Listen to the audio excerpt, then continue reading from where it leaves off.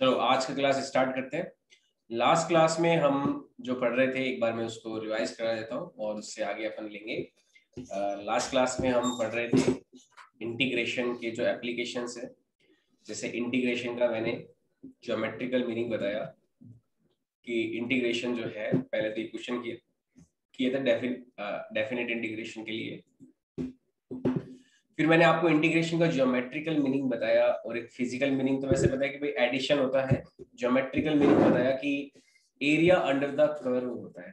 कोई भी कर्व अगर है y बराबर एफ एक्स, इस तरह का कोई कर्व है तो हमने x is equal to a और x बराबर b के बीच बहुत सारी पट्टियां डिवाइड कर दी और एक छोटी सी पट्टी ली जिसकी विड्थ dx है और इसका लेंथ एक fx है। तो उस छोटी सी पट्टी का जो एरिया आता है छोटा सा dA, ये आता है fx dx।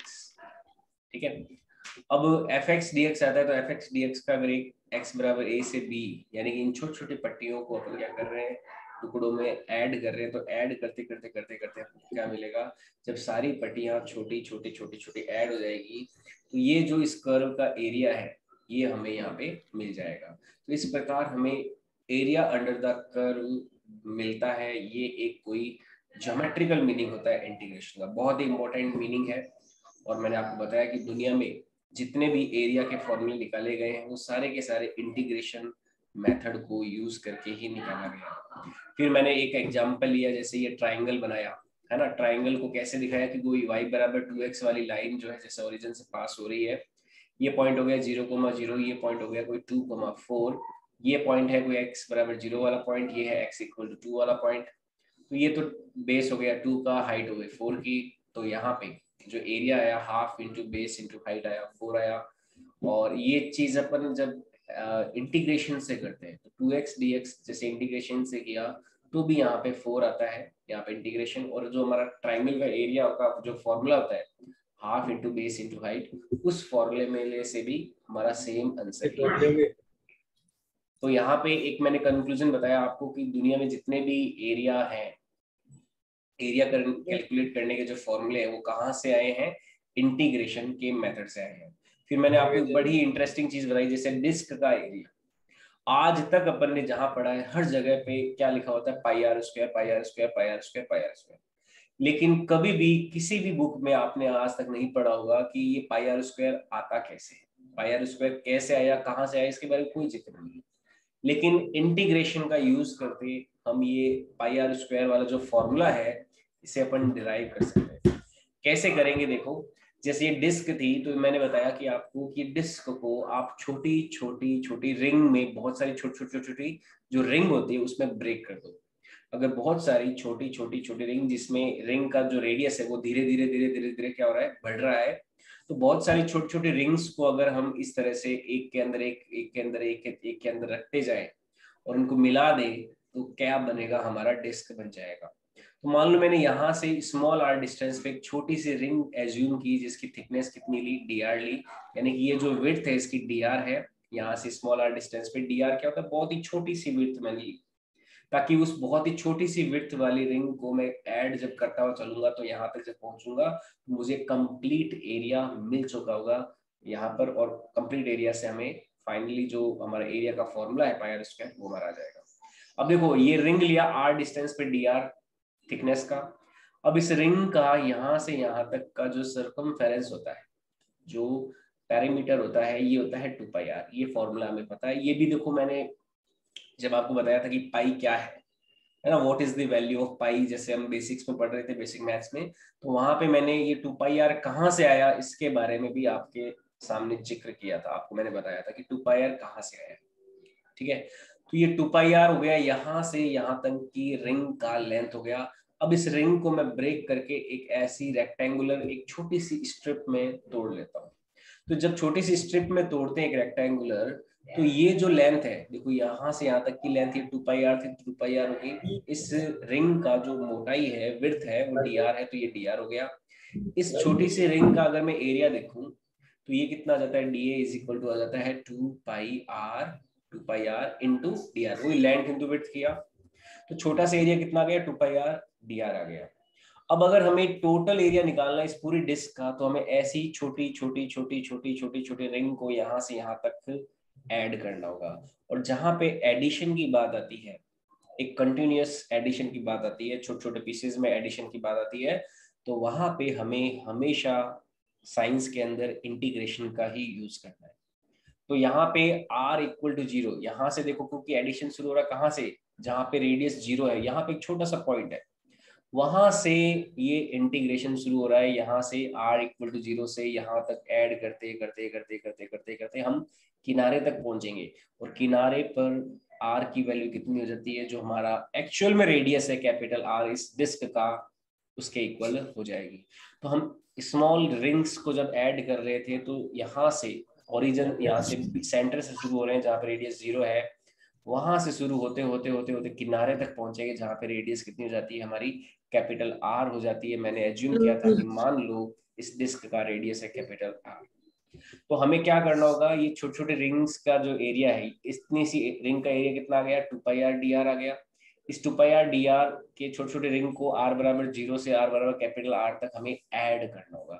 देखो 2πr/dr में 0 से कैपिटल R तक एडिशन किया, एडिशन के लिए इंटीग्रेशन करेंगे, 2π को बाहर निकाल लेंगे, कांस्टेंट को इंटीग्रेशन में नहीं रखते हैं, अंदर आ गया r/dr। अब इंटीग्रेशन जब करेंगे, r/dr का इंटीग्रेशन एज वी नो ये होता है, जैसे x dx का इंटीग्रेशन होता है x²/2, वैसे ही r/dr का इंटीग्रेशन हो जाएगा r²/2।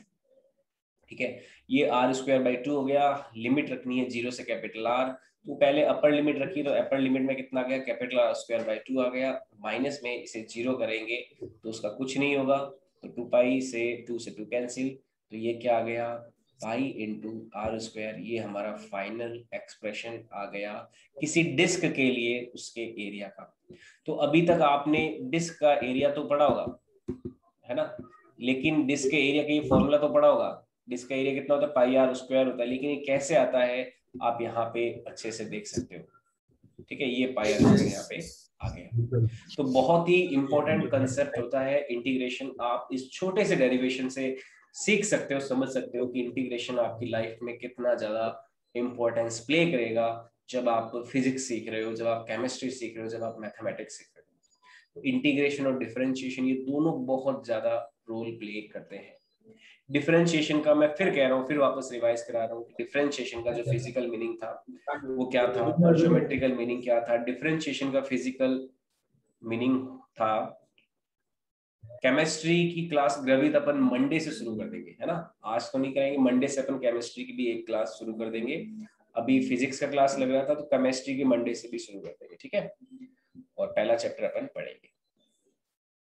तो मैं क्या कह रहा हूँ कि भाई डिफरेंशिएशन और इंटीग्रेशन बहुत ज्यादा इंपॉर्टेंट रोल प्ले करते हैं। आप यहाँ पे देख सकते हो कि छोटे सा एक एप्लीकेशन इंटीग्रेशन का, कि भाई एरिया निकालना है, तो किसी भी तरह का कॉम्प्लेक्स से कॉम्प्लेक्स एरिया भी आप इंटीग्रेशन से आसानी से निकाल सकते हो, कितना कॉम्प्लेक्स एरिया हो। जैसे मैं कुछ एग्जांपल लेता हूँ एरिया के निकालने के। जैसे मान लो कोई फंक्शन है, क्वेश्चन के तौर पे लेते हैं अपन, क्वेश्चन है जैसे y is equal to 4x², या फिर 3x² ले लेते हैं। ये मान लो कोई इक्वेशन है y is equal to 3x² की, y is equal to 3x², ये कोई इक्वेशन है। इस इक्वेशंस में हमें पता लगाना है कि find out area under the curve from x is equal to 1 to x is equal to 4। ठीक है, तो 1 से 4 तक के बीच का हमें एरिया पता लगाना है इस कर्व के लिए। जैसे y is equal to 3x² है ना, तो find out the area under the curve from x is equal to 1 to x is equal to 4, यहां तक का हमें एरिया निकालना है। तो देखो कैसे करेंगे इस सवाल को, ध्यान से समझना। इस सवाल को सॉल्व करने के लिए हमें क्या करना है, x बराबर 1 से 4 तक का एरिया निकालना है इस y is equal to 3x² equation में। जिन लोगों ने ग्राफ प्लॉट करने वाली क्लास को अटेंड किया था, तो सबसे पहले देखो मैं ग्राफ खींचता हूँ, y is equal to 3x²। इसमें ग्राफ पैराबोलिक नेचर का बनेगा। सबसे पहले तो ग्राफ खींचते हैं। जैसे y is equal to 3x² है तो x की वैल्यू 0 अगर लें तो 0,0 एक तो पॉइंट ये हो गया है ना, और यहाँ पे x का स्क्वायर है y की पावर 1 है, तो जिसका स्क्वायर होता है जिसकी पावर 1 होती है उसकी साइड में अपन क्या करते हैं, जो बाउल जैसा कर्व बनता है मैंने बताया था आपको, तो बाउल का मुहाना क्या हो जाएगा हमारा, इस तरफ हो जाएगा पॉजिटिव y एक्सिस की तरफ, ये हो जाएगा हमारा x एक्सिस, तो ये ग्राफ होगा इसका y is equal to 3x² का, ऐसा कुछ ग्राफ हो जाएगा। ये ग्राफ मैंने प्लॉट करना सिखाया था आपको जब हमने ग्राफ वाला सेक्शन पढ़ा था बेसिक मैथ्स में डिफरेंशिएशन से ठीक पहले। अब देखो अपन को एरिया पता लगाना है, find out the area under the curve from x बराबर 1, तो ये मान लो कोई पॉइंट है x इज इक्वल टू 1 वाला पॉइंट, ये x इज इक्वल टू 1 वाला पॉइंट है, और x इज इक्वल टू 4, तो ये मान लो कोई है x इज इक्वल टू 4, ये देखो है पॉइंट कोई x इज इक्वल टू 4, तो हमें ये एरिया निकालना है, देखो एरिया अंडर द कर्व, तो हमें इतना सा एरिया निकालना है ये वाला। अब ये एरिया देखो हमें निकालने के लिए सवाल पूछा है, तो ये एरिया कैसे आएगा, यहाँ पे देखो अगर अपन ज्योमेट्री को देखें तो ज्योमेट्री कितनी कॉम्प्लेक्स है, यहाँ पे ये कर्व जो आ रहा है कर्व कितना कॉम्प्लेक्स है, ये कर्व हो गया, फिर ये स्ट्रेट लाइन, फिर स्ट्रेट लाइन, फिर स्ट्रेट लाइन है। लेकिन अगर ये कोई रेक्टेंगल होता वगैरह वगैरह कुछ होता तब तो फिर ठीक है आसानी से हो जाता, लेकिन यहाँ पे देखो कितना कॉम्प्लेक्स कर्व है, इतने कॉम्प्लेक्स कर्व को आप जो ज्योमेट्री के जो एरिया के प्रिंसिपल्स आपको पता है, लेंथ इंटू विड्थ वाले जो फॉर्मूला हो गया एक तो, या फिर एक हाफ बेस इंटू हाइट वाला फॉर्मूला हो गया, तो केवल उनसे आप ये क्वेश्चन बिल्कुल भी सॉल्व नहीं कर सकते। यहाँ पे आपको इंटीग्रेशन यूज करना ही करना होगा। जैसे मैंने लास्ट क्लास में जो ट्राइंगल वाला क्वेश्चन लिया था कि y बराबर 2x लाइन ओरिजिन से गुजर रही है तो एक ट्राइंगल बन रहा था, तो मैंने वहां पे बोला था कि भाई half into base into height वाला फॉर्मूला यूज कर सकते हो, इसके अलावा आप इंटीग्रेशन करते हो तो भी आंसर वही सेम का सेम आया था, 4 आया था आंसर। लेकिन यहाँ पे आप कोई भी स्टैंडर्ड फॉर्मूला जो है, जो आज तक आपने ज्योमेट्री के फॉर्मूले पढ़े होंगे अलग अलग ज्योमेट्री के एरिया निकालने के, वो फॉर्मूला आप कोई भी यहाँ पे आपका काम नहीं आने वाला है। यहाँ पे केवल और केवल आपको इंटीग्रेशन यूज करना ही पड़ेगा। और मैंने ये भी बताया कि जितने भी एरिया के फॉर्मूला है इस दुनिया में सारे कहाँ से आए हैं, इंटीग्रेशन से आए हैं। तो यहाँ पे अपन को इंटीग्रेशन यूज करना पड़ेगा। देखो इंटीग्रेशन यूज करते हैं तो सॉल्यूशन समझिए, बहुत ही प्यारा सॉल्यूशन, बहुत ही सिंपल सा सॉल्यूशन। हमें क्या करना है, हमें इंटीग्रेशन करना होगा फंक्शन का y dx का एरिया निकालने के लिए, कहां से कहां तक, x इज इक्वल टू 1 से x इज इक्वल टू 4 तक हमें इंटीग्रेशन करना होगा। अब y की वैल्यू कितनी है हमारी, y की वैल्यू तो है 3x², तो यहाँ से एरिया a का वैल्यू आ जाएगा integration 3x² dx, x is equal to 1 से x इज इक्वल टू 4 तक हमें इंटीग्रेशन करना है 3x² dx का। यहाँ से area a is equal to आ जाएगा integration x is equal to 1 से, मैं इंटीग्रेट कर देता हूँ सीधा इसको। यहाँ से देखो जब इंटीग्रेट करेंगे तो इसकी वैल्यू आएगी 3 को तो बाहर ले लेते हैं और अंदर आ जाएगा x² का इंटीग्रेशन हो गया x³ अपॉन में 3, और जब वैल्यू पुट करेंगे x इज इक्वल टू 1 से x इज इक्वल टू 4, तो देखो 3 से तो 3 कैंसिल हो गया, तो यहाँ से हमारा वैल्यू आएगा x³ में हमें वैल्यू पुट करनी है, ऊपर तो रखना है 4, नीचे रखना है 1, तो यहाँ पे आ जाएगा 4 का क्यूब माइनस में 1 का क्यूब, ये हमारा आंसर आ जाएगा। 4 का क्यूब हो गया 16, 16 इंटू 4 यानी कि 64, 64 में से 1 गया यानी कि आ गया 63, ये आंसर आ जाएगा। अब 63 मीटर स्क्वायर भी हो सकता है, सेंटीमीटर स्क्वायर भी हो सकता है, डिपेंड करेगा कि यहाँ पे x और y की जो वैल्यू है किस स्केल में है ना। अगर x भी मीटर में मेजर कर रहे हैं और y भी मीटर में मेजर कर रहे हैं तो यहाँ पे हमारा जो वैल्यू है वो कितना आ जाएगा, ये आ जाएगा 63 मीटर स्क्वायर या फिर 63 सेंटीमीटर स्क्वायर। तो इस तरह से आप देख सकते हो हम बहुत ही बड़े कॉम्प्लेक्स से कॉम्प्लेक्स एरिया को भी निकाल सकते हैं इंटीग्रेशन का यूज करते हुए। आई बात समझ में, क्लियर है ये चीज, ठीक है। अब थोड़ा सा मैं वापस डिफरेंशिएशन की तरफ जाता हूँ। डिफरेंशिएशन में जो हमने पढ़ा था, डिफरेंशिएशन में मैंने बताया था कि डिफरेंशिएशन का जो ज्योमेट्रिकल मीनिंग होता है, मैं एक बार वापस इंटीग्रेशन और डिफरेंशिएशन दोनों साथ साथ में लेके आपको समझाता हूँ। जैसे डिफरेंशिएशन जो है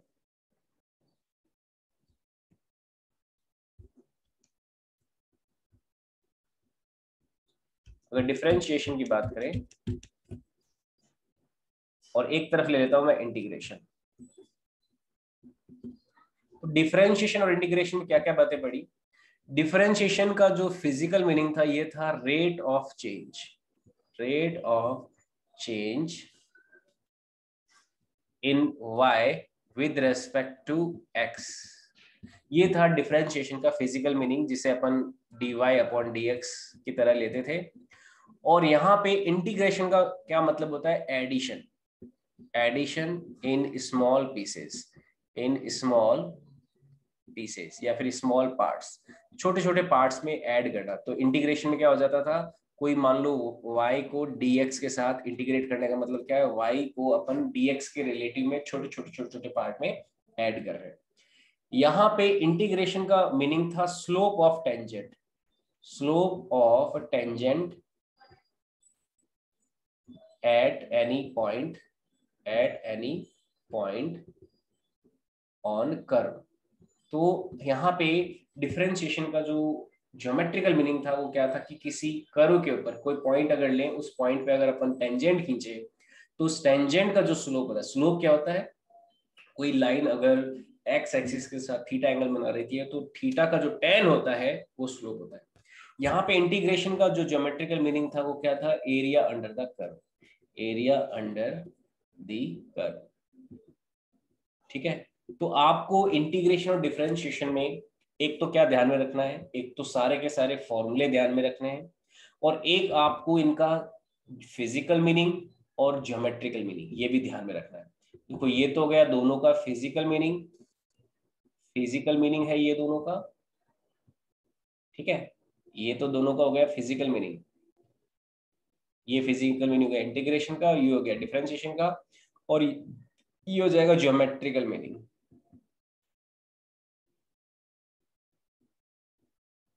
ठीक है, ये भी आपको साथ साथ में ध्यान में रखना है।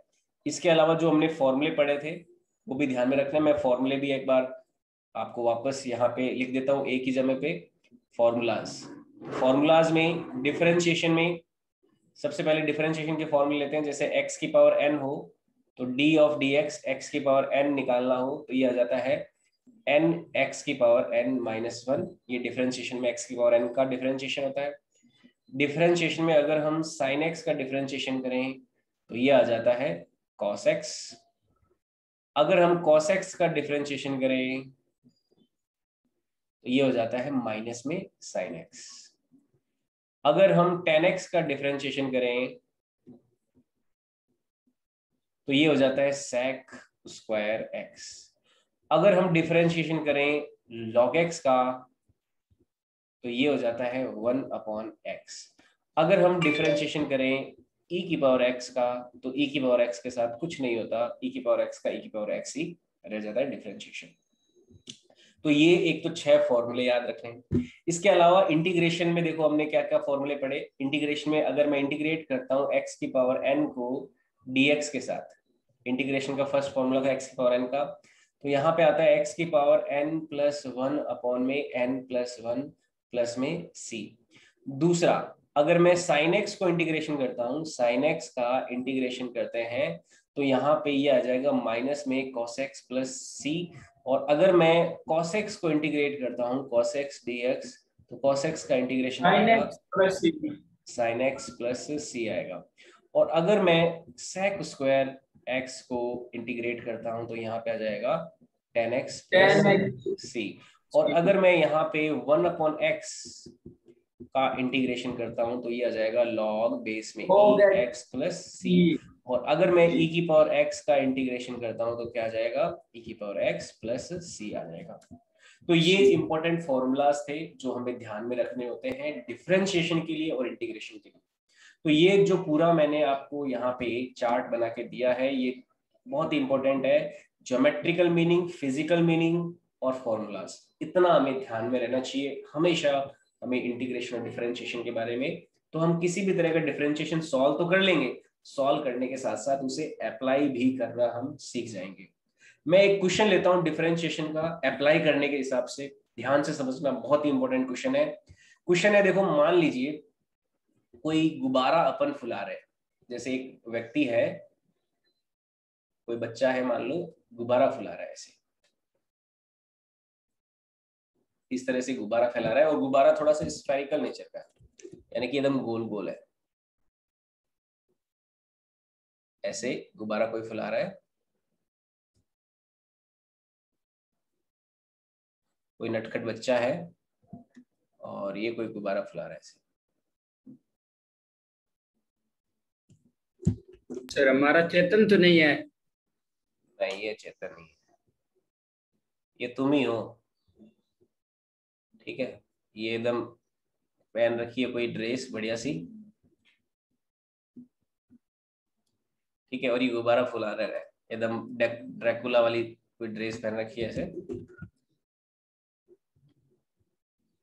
और इसको पकड़ रखा है हाथ से और ये फुला रहा है मान लो, ठीक है। और एक चोटी भी है इसके, बाल नहीं है इसके पास, और ये कान भी है इसका। तो ये गुब्बारा फुला रहा है। किसी समय पर जब गुब्बारा फुला रहा है तो देखो इसकी रेडियस कोई आर है ऐसे, गुब्बारे का जैसे जैसे हवा फेंकेगा, हवा जब फेंकेगा तो गुब्बारे की रेडियस क्या होगी, बढ़ेगी ना, स्फेयर की रेडियस बढ़ेगी। तो क्वेश्चन ये है कि मान लो जो व्यक्ति है वो, जो हवा है वो कोई 1 लीटर पर या 1 मीटर क्यूब पर सेकंड से भेज रहा है, या फिर 2 मीटर क्यूब पर सेकंड से फ्लो कर रहा है, तो रेडियस में रेट ऑफ चेंज क्या होगी जब रेडियस की वैल्यू 2 मीटर हो। तो सवाल क्या है कि इफ ए पर्सन, देखो मैं डिफरेंशिएशन का एक फिजिकल यूज करके बता रहा हूँ, फिजिकल लाइफ में डिफरेंशिएशन कहाँ पे यूज कर सकते हैं, मैं उसका एक एग्जांपल बता रहा हूँ। If a person is blowing a balloon,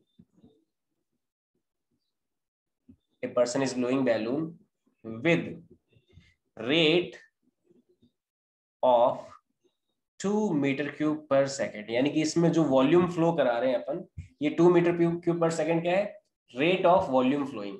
ये क्या है, वॉल्यूम फ्लोइंग रेट, ये है वॉल्यूम फ्लो रेट, जिस रेट से आयतन प्रवाहित किया जा रहा है, ये volume flow rate. A person is blowing a balloon with rate of 2 metre cube per second, what will be its rate of change in radius with respect to time when radius of balloon is 1 metre. तो सवाल क्या है कि उस समय balloon की rate of change in radius क्या होगी विद रिस्पेक्ट टू टाइम, यानी कि आपसे क्या पूछ रहा है, ये देखो आपसे पूछ रहा है कि rate of change in radius with respect to time. तो आपसे पूछ रहा है कि dr/dt क्या होगा जब रेडियस की वैल्यू 1 मीटर हो जाएगी। इसको फुलाएंगे तो किसी जैसे मैं वॉल्यूम भेज रहा हूँ, हवा जो भेज रहा हूँ उसका कोई रेट दे रखा है, ये क्या है, rate by which volume is flowing in balloon, वो दे रखा है हमें 2 मीटर क्यूब पर सेकेंड।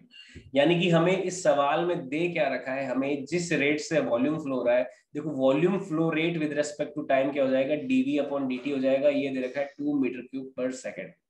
ये क्या है, रेट ऑफ वॉल्यूम फ्लोइंग, आयतन के प्रवाह होने की दर है समय के साथ, ये हो गया dv/dt। और एक हमें ये तो दे रखा है और पूछा क्या है, हमें dr/dt पूछा है कि रेडियस में टाइम के साथ जो रेट ऑफ चेंज होगी वो क्या होगी, ये हमारा सवाल है। हमें दोबारा सुनना समझना, मैं जब बैलून फुला रहा हूँ या फिर कोई भी व्यक्ति बैलून फुला रहा है तो कोई प्रेशर से वो हवा भेज रहा होगा बैलून के अंदर, तो जिस वॉल्यूमेट्रिक फ्लो रेट के साथ भेज रहा है, वॉल्यूम जिस रेट से भेज रहा है वो कितना है, 2 मीटर क्यूब पर सेकंड, यानी कि 1 सेकंड का तो 2 मीटर क्यूब जो हवा है वो अंदर भेज देता है। तो अब रेडियस जो है वो समय के साथ चेंज हो रही, बढ़ रही होगी। तो किस रेट से रेडियस चेंज हो रही है टाइम के साथ, यानी कि dr/dt निकालना। मैंने डिफरेंशिएशन के बारे में बताया कि डिफरेंशिएशन क्या है, rate of change in y with respect to x होता है dy/dx। तो ये dv/dt तो हो गया rate of change in volume with respect to time, ये दे रखा है rate of change in radius with respect to time. पूछा है कब, पूछा है जब रेडियस की वैल्यू कितनी हो, 1 मीटर। तो ये हमारा सवाल है। पहले तो सवाल समझ में आना चाहिए, जब सवाल समझ में आ जाता है तो हमारा बहुत बड़ा काम आसान हो जाता है, सवाल को सॉल्व करना भी हमारे लिए आसान हो जाता है। तो देखो इस सवाल को ध्यान से समझना। अब मैं डिफरेंशिएशन का यहाँ पे एक फिजिकल मीनिंग, एक्चुअल में डिफरेंशिएशन है क्या, उसके ऊपर बात करने वाला हूँ। जैसे ये जब बैलून फुला रहा है तो मान लो किसी समय इसकी रेडियस आर है, मान लो किसी समय इसकी रेडियस आर है, तो उस समय इसका वॉल्यूम वी क्या हो जाएगा, 4/3 πr³ हो जाएगा। अगर आपको पता हो कि अगर कोई स्फेयर की रेडियस आर है तो उसका जो वॉल्यूम है वो दिया जाता है 4/3 πr³ से दिया जाता है। Volume of A sphere is given by 4/3 πr³। तो यहाँ पे इस स्फेयर का वॉल्यूम कितना हो गया, 4/3 πr³ हो गया। अच्छा बढ़िया है। अब सर क्या किया जाए, मैं क्या करता हूँ, ये जो फॉर्मूला है v is equal to 4/3 πr³, इसके दोनों तरफ टाइम के साथ डिफरेंशिएशन करते हैं। क्या किया हमने, डिफरेंशिएशन किया with respect to time, both side, दोनों तरफ क्या करेंगे, हम दोनों तरफ टाइम के साथ डिफरेंशिएशन करेंगे। तो इस तरफ तो देखो आ जाएगा dv/dt, ये तो आ जाएगा dv/dt। अब यहाँ पे 4/3 इंटू पाई, ये तो कांस्टेंट है, 4/3 इंटू पाई, कांस्टेंट को तो कुछ नहीं किया जाता। हम डिफरेंशिएशन करने वाले हैं डी ऑफ डी टी किसका, r³ का डिफरेंशिएशन करेंगे। कांस्टेंट को तो डिफरेंशिएशन में कुछ भी नहीं रखते ही नहीं है, तो इसको तो बाहर निकाल लिया, अंदर r³ जो है उसका डिफरेंशिएशन करते हैं टाइम के साथ। अब देखिए टाइम के साथ जब इसका डिफरेंशिएशन करेंगे तो कैसे किया जाए, इसको ध्यान से समझना, एक बहुत ही मजेदार स्टेप आने वाला है। इधर तो हो गया हमारा dv/dt और इस तरफ है 4/3 बाहर है। अब r³ का डिफरेंशिएशन, जैसे x³ का डिफरेंशिएशन क्या होता है, 3x² होता है, वैसे ही r³ का डिफरेंशिएशन हो जाएगा 3r²। यहाँ पे r³ जो है उसका डिफरेंशिएशन क्या हो गया, 3r² हो जाएगा।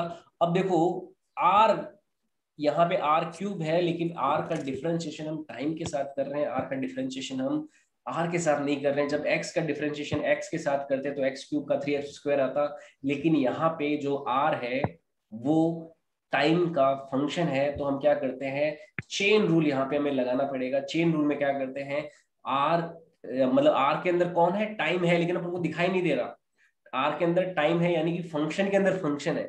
तो r³ का डिफरेंशिएशन 3r² तो कर दिया, लेकिन अपन को चेन रूल के अकॉर्डिंग dr/dt का मल्टीप्लाई और करना पड़ेगा।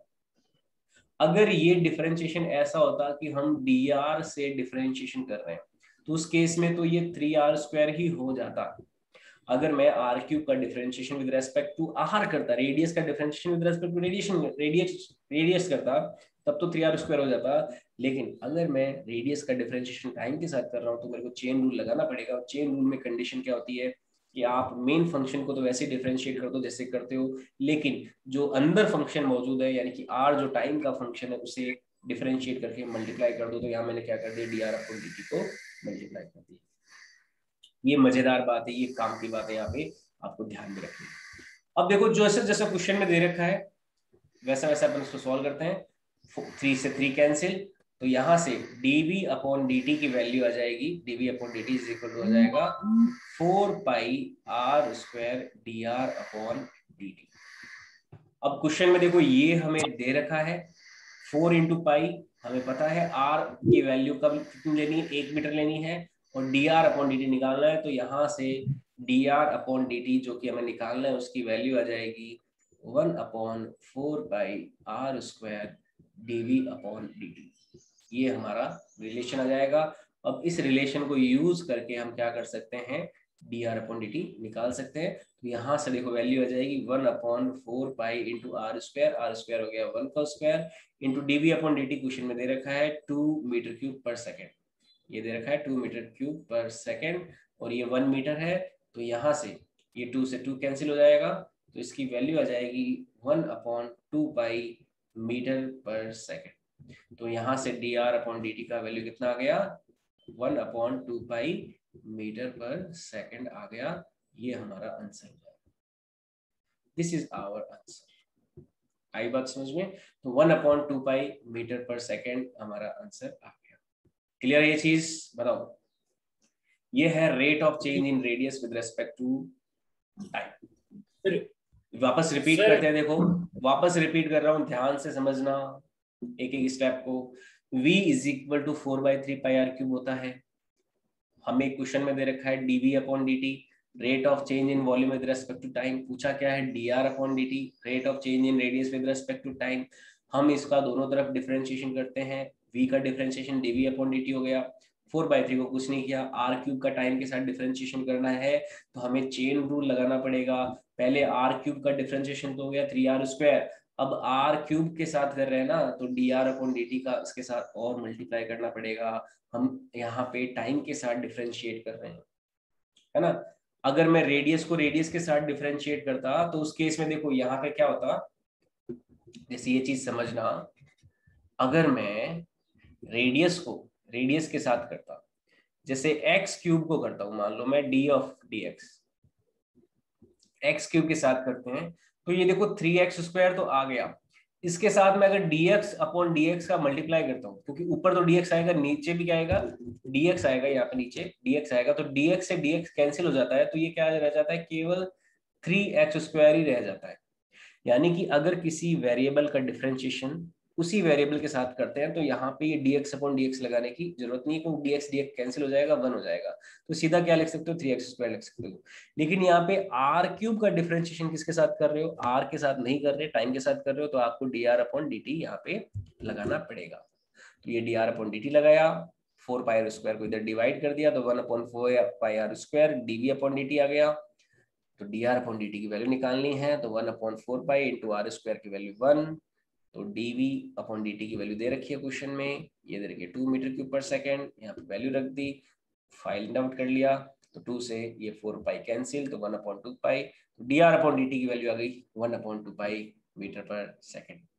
ये हमारा यहाँ से मीटर क्यूब है ना, और सर मीटर क्यूब सेकंड है, मीटर क्यूब किधर गया।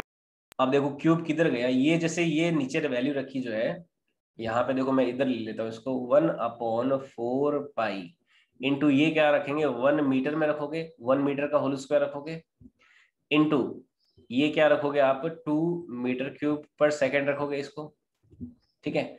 और देखो इसको सॉल्व करोगे तो ये क्या हो जाएगा, 1/4π, नीचे क्या आ जाएगा, मीटर का होल स्क्वायर यानी कि मीटर स्क्वायर हो जाएगा, इंटू क्या हो जाएगा, 2 मीटर क्यूब पर सेकेंड हो जाएगा। 1 मीटर स्क्वायर से 1 मीटर कैंसिल हो जाएगा, मीटर क्यूब में से मीटर स्क्वायर जाएगा तो केवल मीटर बच जाएगा, यानी कि हो जाएगा 1/2π मीटर पर सेकेंड बच जाएगा। आई बात समझ में, ठीक है, क्लियर है। यहाँ पे नीचे मीटर स्क्वायर आएगा ना, मीटर स्क्वायर से मीटर क्यूब में कैंसिल आउट जो होगा तो क्या हो जाएगा, केवल मीटर पर सेकेंड रह जाएगा, ठीक है। ये चीज ध्यान में रखना, अगर आपको ये क्या यूनिट्स में काम में ली जाती है, यूनिट्स को इस तरह से लेंगे, ठीक है। तो ये एक यहाँ पे एप्लीकेशन जो है डिफरेंशिएशन का हमने सीखा। डिफरेंशिएशन के एप्लीकेशन में मैंने आपको मैक्सिमा और मिनिमा भी निकालना सिखाया था, वो भी बहुत इंपॉर्टेंट पार्ट है, बहुत मजेदार चीज है डिफरेंशिएशन का, मैक्सिमा और मिनिमा निकालना भी। ओके, एक क्वेश्चन दे दे, मैं आपको एक शीट दूंगा, शीट में बहुत सारे क्वेश्चन होंगे आपके डिफरेंशिएशन और इंटीग्रेशन के, तो आप वो शीट के क्वेश्चन ट्राई करना। मैं आपको अभी ये लेक्चर खत्म होने के बाद में ग्रुप में एक आपको शीट दूंगा, उस शीट में बहुत सारे क्वेश्चंस होंगे डिफरेंशिएशन और इंटीग्रेशन के, आपको वो सॉल्व करने हैं। आज सैटरडे है, कल संडे है, तो कल आपको सारे क्वेश्चंस अटेम्प्ट करने हैं और मंडे को अपन वापस उन क्वेश्चंस को इसी क्लास में डिस्कशन करेंगे। एक तो ये अनाउंसमेंट, और दूसरा अनाउंसमेंट ये है कि मंडे से आपकी केमिस्ट्री की क्लास भी अपन स्टार्ट करने वाले हैं, मंडे से स्टार्ट करेंगे। टाइमिंग जो है मैं ग्रुप में कल आपको भेज दूंगा, और परसों जो है अपनी केमिस्ट्री की क्लास और साथ में शुरू हो जाएगी। तो केमिस्ट्री की क्लास भी परसों से अपन शुरू करने वाले हैं, टाइमिंग मैं आपको कल भेज दूंगा, और इस क्लास के बाद में मैं आपको जो डिफरेंशिएशन और इंटीग्रेशन की सीट है वो आपको भेजने वाला हूँ, जिसमें अपन बहुत सारे क्वेश्चंस करेंगे। सर वो 12th वाले नोट्स भी भेज देना। हाँ भेज दूंगा।